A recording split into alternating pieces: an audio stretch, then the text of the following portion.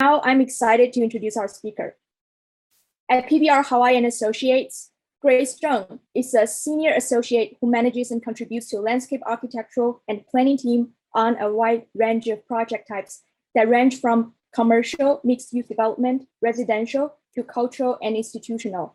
She seeks to bridge the local profession with the newly established Master of Landscape Architecture program at the University of Hawaii, Manoa School of Architecture, where she lectures part-time and serves as affiliate graduate faculty. Grace has served as past president of Hawaii chapter of the American Society of Landscape Architects and remains an active member. She is also a board member of Shade Institute, a public interest design nonprofit organization that connects fellows with community-based projects and mentorship. Today, she's presenting her talk on complexities behind practicing in paradise. Welcome, Grace. The floor is yours now.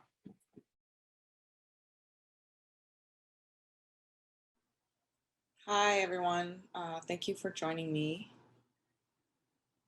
This is funny. Before everybody joined, I accidentally started the presentation. So now that the presentation is actually starting, I'm totally not ready. Sorry about that.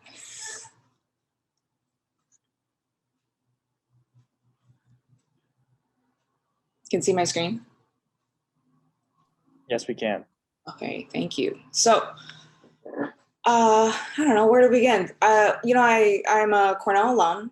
I undergrad Cornell Landscape Architecture, 03.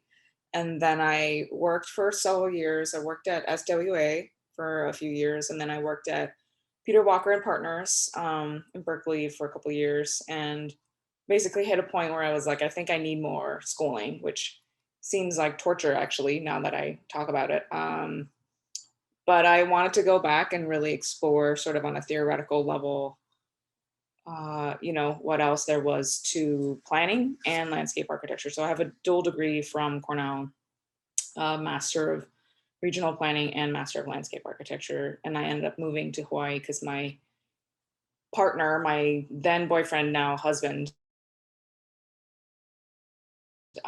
got a job here. And this is kind of why I'm in Hawaii. It's not just like a random thing. I'm from upstate New York. I'm from Ithaca. Actually, I grew up in Ithaca. I was born in China. I'll kind of touch upon that a little bit during the presentation.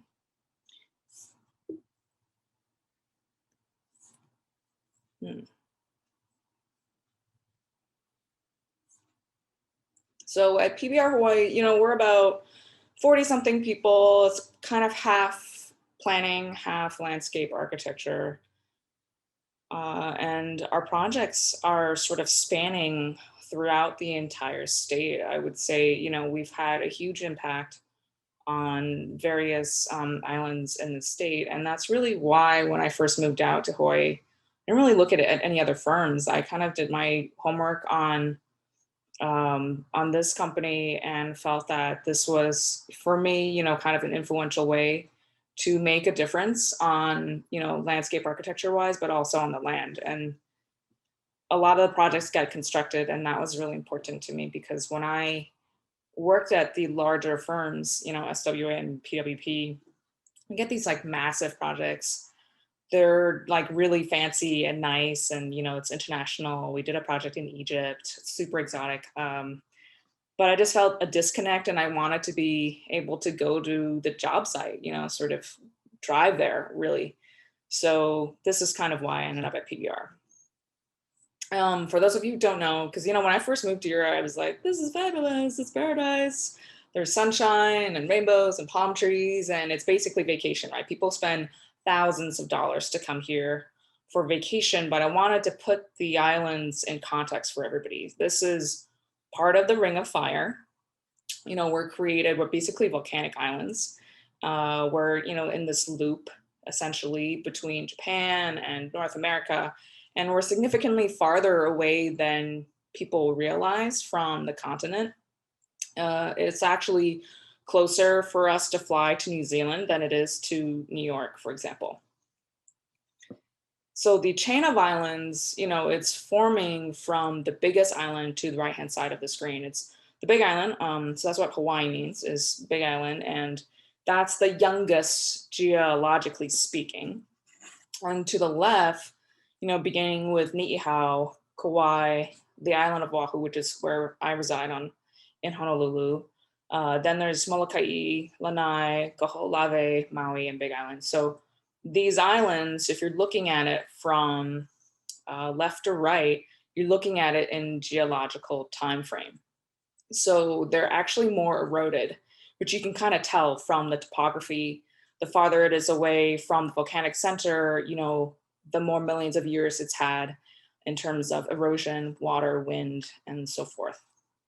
And then you've got these really unique cliff forms, in the mountains where you can kind of see, like Molokai, for example, over here.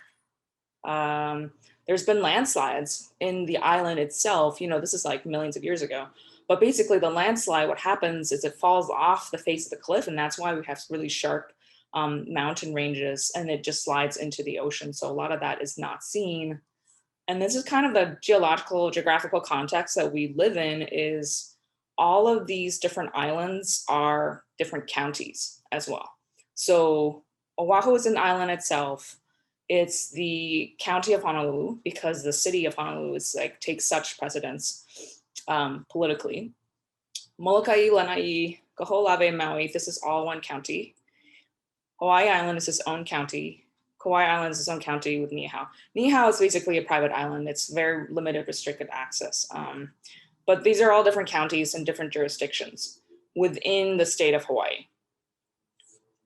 And that kind of plays into it a little bit while I'll talk about historically. So the crazy part is that there's beauty everywhere, right? I think for me, even looking at the Kilauea eruption in 2018, that was really devastating for a lot of estates. But the thing is, these people knowingly chose to buy property and land, and they're living in essentially at risk of path of destruction. And so that really actually happened. And then we have rainbows all the time. This is not a stereotype. It's actually on our license drivers, car vehicle license plates. And that's because scientifically, we have a lot of misting rain that just comes down from the mountains, and at the right angle of the sun, you can catch rainbows, sort of wherever you are. And that's one of those beautiful things that really only happens here because of our microclimate. But not everything, like I mentioned before, is sunshine rainbows. We're living during climate change, and we face sea level rise all the time, particularly every year in the summer times where there are king tides. This is the Moana Surfrider Hotel, essentially the first hotel in Waikiki on the island of Oahu, and they are losing their beachfront essentially. And this is back in 2017, the king tide event, which is basically, it happens, it's a global thing, right? It's a global natural phenomenon, where the tide is so extreme that it is bigger than your mean sea level.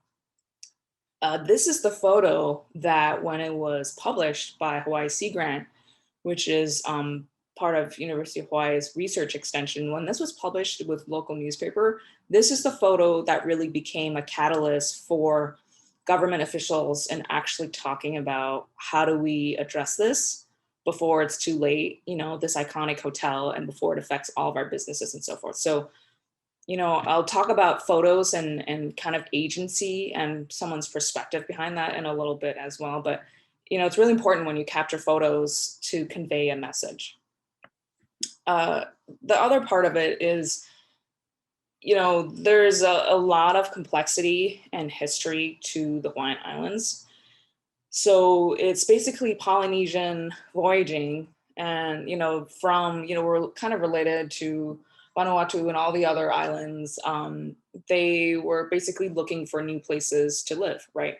So there was established various Hawaiian chiefs on the different islands, and that's kind of the interesting part. Is nowadays when we talk about Hawaiian Kingdom, we say it as like King Kamehameha I is the Hawaiian kingdoms. But Kamehameha didn't actually, he went around unifying the different islands after Captain Cook. I think Captain Cook showed up in 1773 or whatever.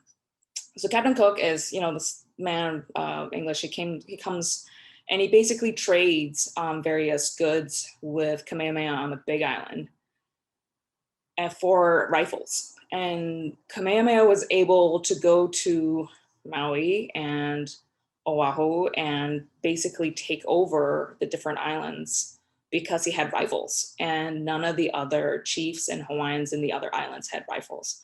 And so I think that part is really important to talk about when we talk about Hawaiian agency. It's not, and that happens locally here on a certain level where we're like, oh, Hawaiian Kingdom, then the Westerners came and were colonized. I want to talk about it in a way where the different kings and queens had their own agency and they saw a changing landscape once there was Western contact, and they purposely used the different influences from Westerners for their own benefit. And one of that is using rifles to conquer your neighboring islands. And so he actually unified Oahu, Maui, and the Big Island, and he kind of never really got to Kauai Island. It was a little too far. That chief maintained his position and gave up his power when he died in like 1810.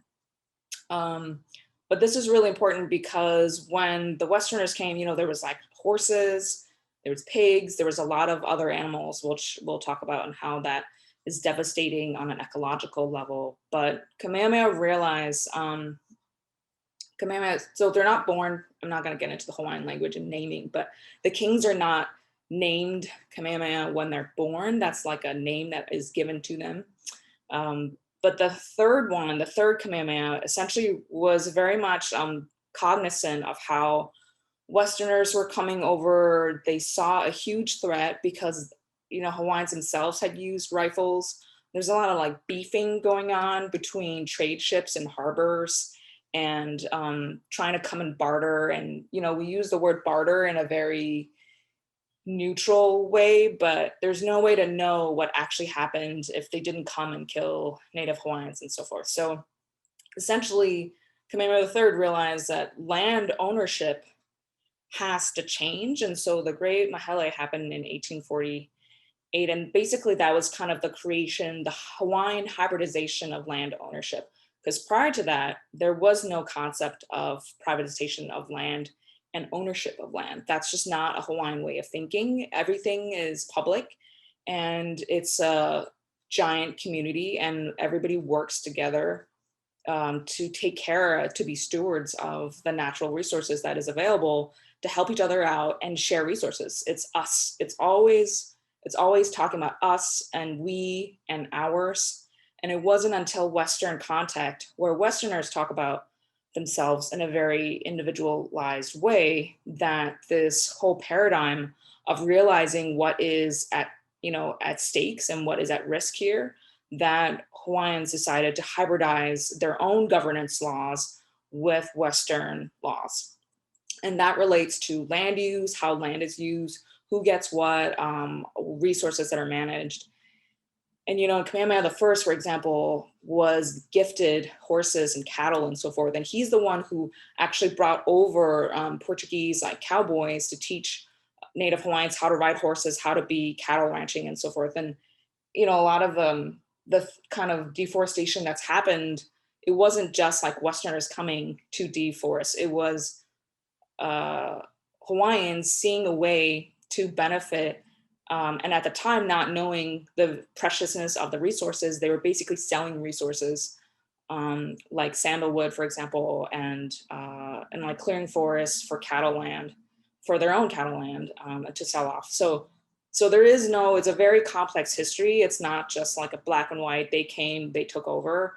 There was a lot of like negotiation and hybridizing as futures were changing in this time. And then, statehood happened in 1959, which I'll talk about. But the whole point is that there was significant ecological disturbance after Western contact, because this introduction, and when we say Western contact, I really mean like this idea of something different and how to view your resources. It's like before it was agrarian, very much sustainable and looking out for the community, and not seeing the forest as lumber to be sold. But once Western contact came in and there were these massive ships and all sorts of stuff, and there was contact with China, and sandalwood, for example, as I mentioned before, was this highly coveted wood material to be burned as incense and so on. So they were basically harvesting their own forests. And that is introduction of like a Western paradigm. And when we talk about these stories and like history, her story, that is left over, I always like to question like, who's writing the story? Who has the agency? So I pulled up some old articles and archives from the Hawaii State Archives, and they have these old newspaper clippings, right, where this guy Newman is making his address at the ex-queen, and she's at trial in her palace, and this is 1893. But basically what happened was, after the Great Mahele, there was various land rights, entitlement and land ownership. And essentially all the elite, the royalty, had land entitled to them. They basically owned land. And so missionaries who had come, and this is missionaries came before, the Chinese workers and all sorts of stuff. They came and they were trying to convert what they considered to be like brute natives. But the missionaries very wisely understood that they could have no land rights and therefore no power unless they intermarried. And so all of these white guys basically showed up and they started marrying the different queens and princesses and chiefesses and so forth. And so all of these estates that you have now, like Bishop Estate and Queen Leokalani Estate, this is all the intermarrying of missionaries with Native Hawaiians.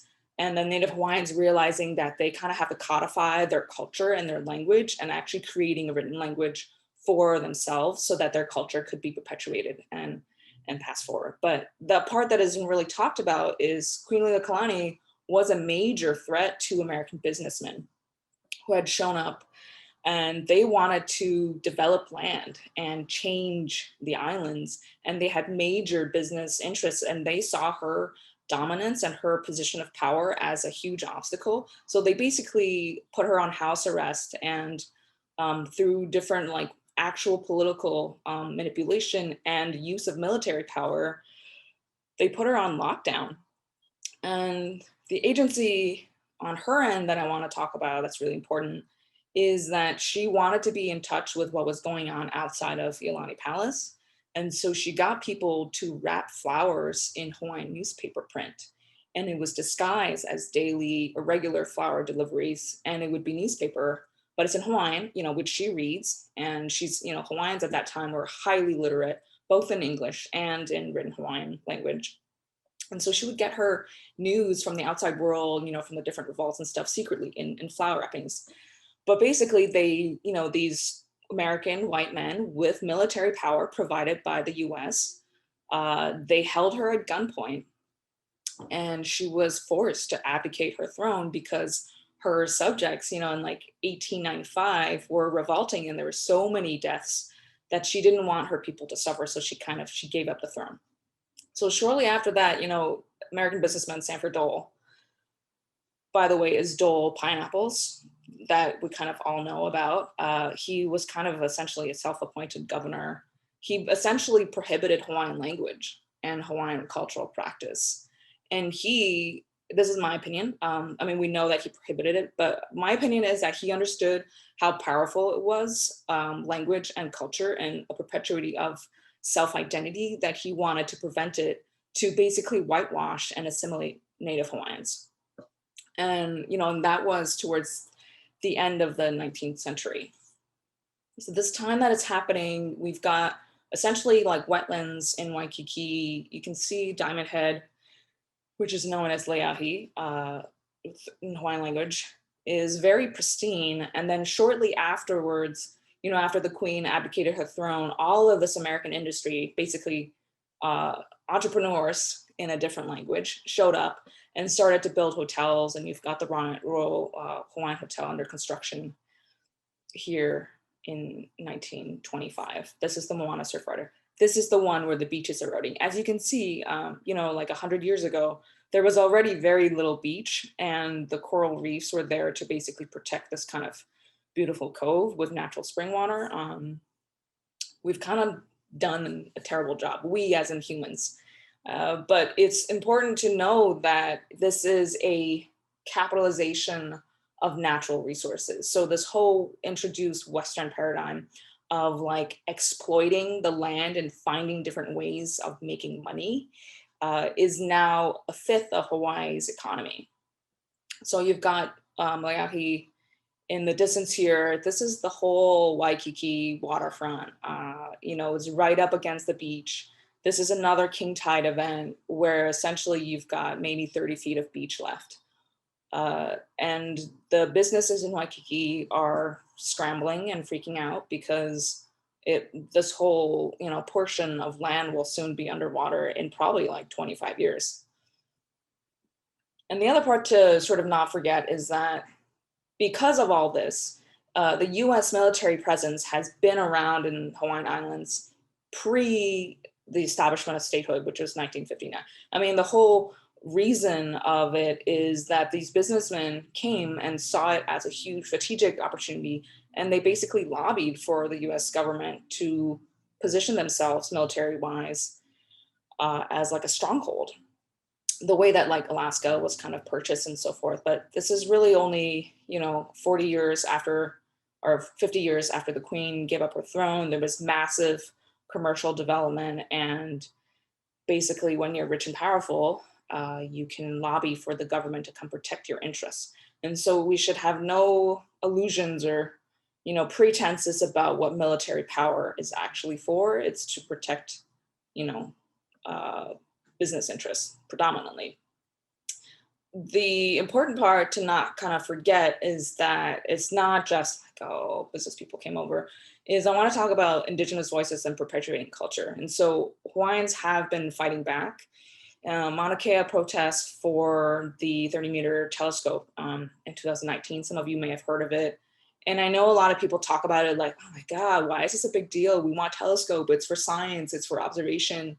But you have to understand, so, when I talk about the previous timelines, this is important because it's not just protesting the telescope, it's what the telescope represents in essentially 100 years of faux colonialization and territorial claim. It's about asserting Hawaiian rights and Hawaiian culture and a whole different paradigm. The reason it's a huge conflict is because Hawaii as a state is based on a whole Western paradigm, right? We've got Euclidean zoning, which basically comes from the Greeks. We've got privatization of land and land titleship and entitlement, which basically comes from the Magna Carta in England, with like kings and feudalism. And then you've got this ancient sustainable way of looking at life from the Hawaiian perspective. And it's essentially two paradigms that have a very hard time coexisting and finding common ground. And one of the ways that people do find a way of perpetuating their own culture, aside from just protesting, is actually perpetuating Hawaiian practices. So on the left-hand side, this is actually my hula halau performing at the Royal Hawaiian Shopping Center, which in the previous black and white photos, from 1925 was developed. But it's interesting to see tourists come, because if you practice hula, it's about sharing love and appreciating and a dedication to Laka, the hula goddess, and various types of sort of unseen spiritual forces. It's a spiritual practice. And then I see tourists and they're like, oh, it's so pretty. We have these dresses. So it's not to say that we don't do costumes. We do costumes because they are pretty. But depending on who you are and what your cultural assumptions are, you're taking away very different things when you're looking at hula performances or like Native Hawaiian cultural arts and crafts. And the Hokulea homecoming in 2017 was really poignant because essentially, this is Hokulea. And they basically have these voyaging canoes, large, that are similar to what the original Polynesian voyaging canoes were. And the Polynesian Voyaging Society was formed in the 70s. In the 1970s, there was really a huge cultural renaissance of reclaiming Hawaiian culture and perpetuating it and being proud of the heritage. So Merry Monarch Festival, which is a hula festival, an annual one, that was also created in 1970. And that totally coincided with this ecological movement that we were seeing in the, continental US with conservation and ecological protection, related to Rachel Carson's Silent Spring and so forth. And so this resurgence of cultural pride that really was critical in the 1970s, now we understand that Hawaiian culture really holds lessons for the world. And so Hokulea was traveling around the world globally to talk about sustainability on an island basis and seeing people as one world, and not as just separate political boundaries. And it's not just to say that Hawaiian culture was sustainable to begin with. It's like thousands of years, right? So you actually learn to live sustainability. There were people who died. They had famine. It was through trial and error. It's not like one day this king had this great idea and then everything is managed sustainably. It was very much through a tested system. And that is actually where the wisdom comes from, is this lived experience and trial and error of life and death, and learning to manage this land with respect, right? So Hawaiians, for example, understood that if you planted a lot of trees, mauka is up mountain, you're changing the microclimate of rainfall and cloud formation and fog.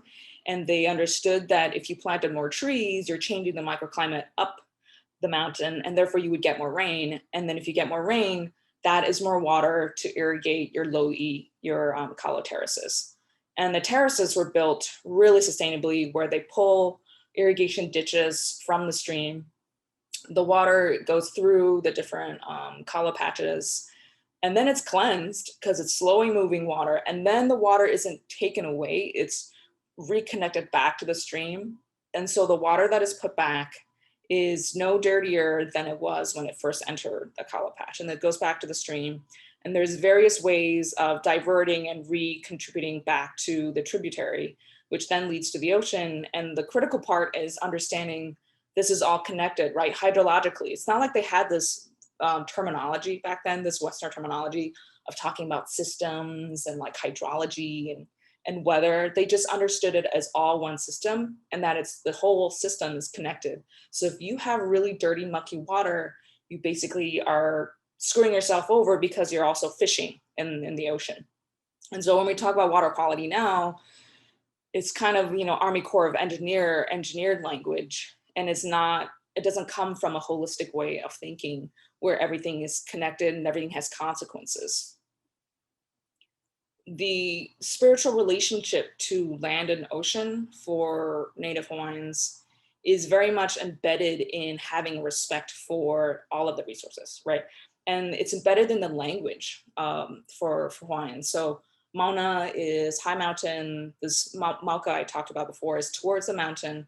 Makai is towards the ocean. So it's very much a land-based geography way of understanding place. So place is talked about really importantly here. That's how people orient ourselves. I had to learn it. It's really fascinating because you would say, oh, this building, it's Mauka of King Street, which means it's towards the mountain on the mountain side of this street. Somebody's like, oh, I live on the Makai side of this building. That means this person has ocean views or is facing the ocean part. And because the island is, if you think about it in sort of a circular kind of way, the mountain range is in the middle. So depending on where you are on the island, you're also talking about, it's not a cardinal, I live on the north side of the island or the south side of the island. I live on the Makai side of the leeward side, which means it's wetter. There's a lot of nuance of understanding where you are in relation to the whole island and a lot of these landmarks that are happening. And part of that is the Ahupua system, which is sometimes it's called the Moku system. It's basically land division and resource management separated by ridges. And it's a very holistic way of thinking about it, because if you talk about it in hydrological terms, ridges for mountains are basically watersheds. So they divide where the water falls and where you're going to get fertile land at the valleys of, the foothills of these mountains. But in Hawaiian terms, ahupua'a basically means it's not necessarily ridge by ridge. It's looking at this ahupua'a has X number of resources. We have lo'i, we have fertile land in this part, we can plant this, we can have an estuary, we can have a fish pond by the ocean part, then we have additional reef, and this is kind of like this zone. So the next ahupua'a has a different chief, has a different steward. These are all managed in a very hierarchical way. Everybody has a job, like you're a fisherman, I am a builder for buildings, somebody else is a weaver. Everyone has a role, and there's no like, this is mine, that is yours, this is ours. I'm weaving a basket for you so that you can go catch fish or whatever, right? So they're living in the system together, and the different ahupua'a systems would trade. It's all a sharing of resources, because when famine hits, everyone has to go up into the mountains and find different foods to forage if there's disease or whatever. Maybe the different fish population kind of adjusts, right? So it's about sharing, and the language in itself has deep respect in everything as it relates to the islands. And Hawaii, of course, many people know, is extinction capital of the world. And that's really because the islands are small, and they're, after a lot of rapid land development, basically there was a loss of habitat. And so now the DLNR, the Department of Land and Natural Resources, is very particular and careful about educating the public in general in protecting rare plants and ecosystems.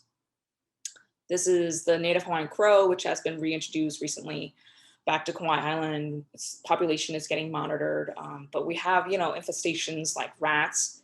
They eat all of the native bird eggs. We've got mosquitoes basically brought on really, really early on. They infect the birds. They basically have diseases. We have wild pigs that were introduced. They run amok and they destroy the forests and ecosystems. We've got basically like massive numbers of invasive species of plants. Snakes is a huge thing that we are trying to avoid as well. And that's like people coming in and bringing like pets and smuggling these things. So it's really important because we live on very delicate land. And so I kind of talked about assumptions before. I show this image on the right-hand side. I'm sure people are looking at it and they're like, oh, it's so pretty. This is the island of Maui by Kanapali looking at the island of Molokai. So for different people looking at this image on the right-hand side, you may have different connotations that's coming up in your mind about vacation, about paradise, about image. From one perspective, when I look at it, I see that we have in Hawaii, which is not common in a lot of the other states, we have public access to shorelines. This is a public right, and this was basically put forth and made sure was codified by Native Hawaiians because it's about access to natural resources and what is an actual right, a public right. And then on the left-hand side, there's a diagram that's adapted from Shine. It's really for organizational culture and leadership, but really it applies to different kind of paradigms. Because when you're talking to someone, the way they're behaving, the way they're dressed, the way all of these processes and social behaviors, that's just on the surface. So what you're not really seeing is these really deep underlying assumptions that someone has that they're not even necessarily aware of, because that's entirely how they were raised, embedded in the culture that they're from. And then you've got all these values that people talk about and they say, they do, or what they believe in. That's what they're aware of, but they don't really talk about it. You don't see it on the surface. And so the thing about this is that people's assumptions can change. You just have to be really cognizant of all of these unaware thoughts and assumptions that you have, right? Okay, I have, how much time do I have? Maybe very, very quickly, I'm gonna plow through this. About 5 minutes, and then we can leave time for one question, Grace. Okay, this is crazy. I have so many slides left. You guys get ready. So, I want to talk about Four Seasons Resort at Kolina, where I kind of learned about myself, contextual and cultural awareness. I stood up against bullies, and then learning not to take things really personally. Oh my God, I'm gonna blow through this really fast. So this is the west side of Oahu Island. The neighbor is Lanikohonua, which essentially at one point was a really special bathing ground for royalty. because of the natural cove that is formed here. Various queens, when they travel across the plains, this is where they would come and rest. And this is the Four Seasons Hotel. We pulled major inspiration from the neighbor, right? You've got this beautiful cove. It's sacred. There's a level of like spiritual connection here. It's calming and peaceful. And you've got these really old coconut groves, which essentially Native Hawaiians would actively plant to provide shade for themselves. And one of the things we're the most proud of, the proudest of, is providing sort of an improved public access shoreline, 12 foot wide, so that the public can actually access it. But, you know, the part I want to talk about is sort of the ugly things beside projects. I don't think a lot of lecturers maybe are necessarily talking about construction and sort of the ugliness of construction. But since, you know, the theme is compacted ground, I did want to share sort of that look of what construction activity and stockpiling looks like, that rawness of tearing up the land, and what that looks like. So working on this project, I was super conflicted because we worked really hard in detailing from like the fancy wood deck to the pool, you know, to a lot of the stone veneers and like grading and so forth. But when you're there and you're seeing construction activity, there's just so much like damage as like collateral, you know, damage of what has to happen during construction, that part of it like it really hurts sometimes. And then you kind of look at it and you're like focusing on the details of how nice things really are. So you kind of have a moment of appreciating the craft of landscape architecture and the practice of landscape architecture, and going back to projects and seeing them mature and age and being well used and appreciated. But there's also sort of, you know, a lot of conflicts that arise when you are like on site looking at damages from different trades. Then you just have to remember that things, you know, kind of recover if you let it. A lot of the garden spaces are pretty mature now and they look really good, but one of the critical things was being on site, capturing mistakes that were made and calling it out in the moment, and working with contractors to fix a lot of the issues. So the things that you see when you're on vacation, you know, there's a lot of stories and layers behind that, and there's a lot of complexities that goes on. I'm, of course, I'm Chinese. I'm the only woman on site, basically, anytime I'm in a construction site. But I learned to work really well with landscape contractors because we have to depend on them. Then you have to basically stand up for yourself when the general contractor kind of yells at you and doesn't give you credibility. You have to like keep the future and the design concept and sort of the core ideas in mind. And then like giving thanks where it's due, and, you know, thanking actually contractors when you're on site for doing such a good job, but then also pointing out all the things that they're doing wrong that is damaging the project. So there's a lot of complexity that goes on when you have any type of project. I basically got yelled at by contractors a lot, where they were yelling a lot of accusatory things, and having to stand up for myself and point to drawings and telling them that they're wrong. But then also thanking contractors for pulling through and making projects happen when you didn't think it was feasible and they had no construction access. And then working with them on placing plants and hoping that they really appreciate the fruits of their labor, because we certainly appreciate the works, you know, the fruits of their labor, of them being dedicated. And I think a lot of the people who work at Four Seasons, or maybe the visitors, don't necessarily appreciate a lot of the hard work that goes into creating something that is like so good looking and flexible. Essentially, this is Lani Kahunoa. The other thing that the project did is we wanted to be good neighbors. And so we actually, the owner paid for improvements on the adjacent property. And so there was kind of improvements to the neighbor so that they could share and enjoy in this view. Ooh, am I totally over time? How much time do I have left? Do I have time for another project? If we pause now, we would have time for one question, or you could feel free to take us through this. You know what? Let's take a question now and we'll see. Okay. Thank you so much for an incredible talk, Grace. So due to time limitation, we can only take one question. So the first questions on the list, and also I think it's our last question, is can you speak a little further about your relationship with community engagement in your work? Because there is such a complex history. Do you ever find a conflict between the work requested by clients and community members? Yes, we do. And it's very much project-based. I don't want to give people this illusion that we do community outreach in every single project. We definitely don't. We have a lot of private clients. I mean, I think a quarter of my projects have non-disclosure agreements. And then we have a lot of projects that are public. And so all the public ones, we do public outreach.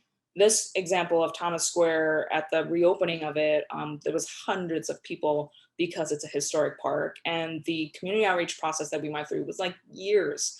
And we would go to these meetings, people would voice their anger, their frustration, a lot of times not even related to, you know, the project itself, but they just needed to be heard because they haven't had opportunities to be heard. And so I can't actually pretend that I like community engagement. I'm not gonna lie about that. I don't have the personality for it. It's very taxing. I find it kind of emotionally exhausting and draining because there actually is a lot of anger and pent up frustration about community members not being heard, Native Hawaiian lands basically being taken, right, from 100 years ago. There's an exploitation of resources. And so I think whether people are aware of it or not, they also have emotional baggage. And a lot of these community meetings, that anger comes out, and we are on the receiving end of a lot of that anger. And the government, you know, the city or the state, whatever, whenever we're hired on these projects, we are basically used as kind of like punching bags. And it's kind of our job to deflect a lot of that anger away from the county, whether that's right or not. Sometimes they take responsibility for it, but we're basically there to allow people to express their opinions. There are a lot of very vocal people in the community, which is great because that's actually encouraged in Hawaii. And there's a lot of political connections depending on who these people are. And so we definitely listen to their opinions. I mean, the statue of the King, Kamehameha III, for example, it happened because somebody was like, how come it's named Thomas Square? It's just like some old British admiral. But really the story behind it is how Kamehameha III was able to like broker a relationship between the Brits, and like something should be dedicated to him. And we were like, you're right. We like, let's make sure something here is historic. And there is actually symbolic and powerful gesture that is placed here. So I hope that answers the question. A little long-winded, sorry. Is there another question? Do we still have time for one more question? Yes, of course. Okay, so the next question on the list is, how do this watershed interact with each other? Do resources translate across watersheds, or are they confined to these microsystems?